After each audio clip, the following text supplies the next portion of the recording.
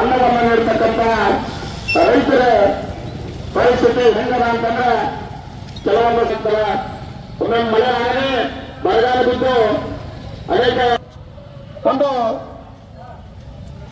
ರಾಜ್ಯ ಸರ್ಕಾರ ಆಗಿರ್ಬೋದು ಕೇಂದ್ರ ಸರ್ಕಾರ ಆಗಿರ್ಕಾಗಿ ಹೋರಾಟಗಳನ್ನ ಮಾಡಿ ನಾವು ಪಡೆದುಕೊಳ್ಳಬೇಕಾದಂತ ಪರಿಸ್ಥಿತಿ ನಮ್ಮ ದೇಶದೊಳಗೆ ಬಂದದ ನಮ್ಮಲ್ಲದ. ಯಾಕಂತಂದ್ರೆ ಇವತ್ತು ಸಾಕಷ್ಟು ಹೆಕ್ಟರ್ ಪ್ರದೇಶಗಳಲ್ಲಿ ಒಂದು ಕಬ್ಬದ ಬೆಳೆಯನ್ನ ಬೆಳೆದಿದ್ದಾರೆ.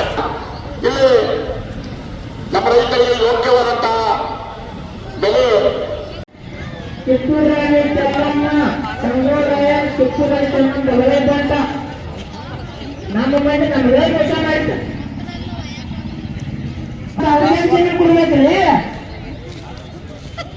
ಈ ಸರ್ಕಾರ ಅಂದ್ರೆ ನಮ್ಮ ದೇಶ ಮಾರುವಂತ ತೀರ್ಮಾನ ಬರ್ತೈತೆ. ಇಂಥ ಸರ್ಕಾರ ಇದ್ರ ಉತ್ಸಾಹ ಸರ್ಕಾರ ಇದ್ರ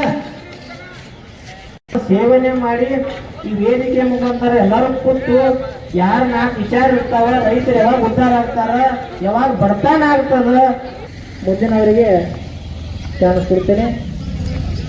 ಜೈ ಜವಾನ್.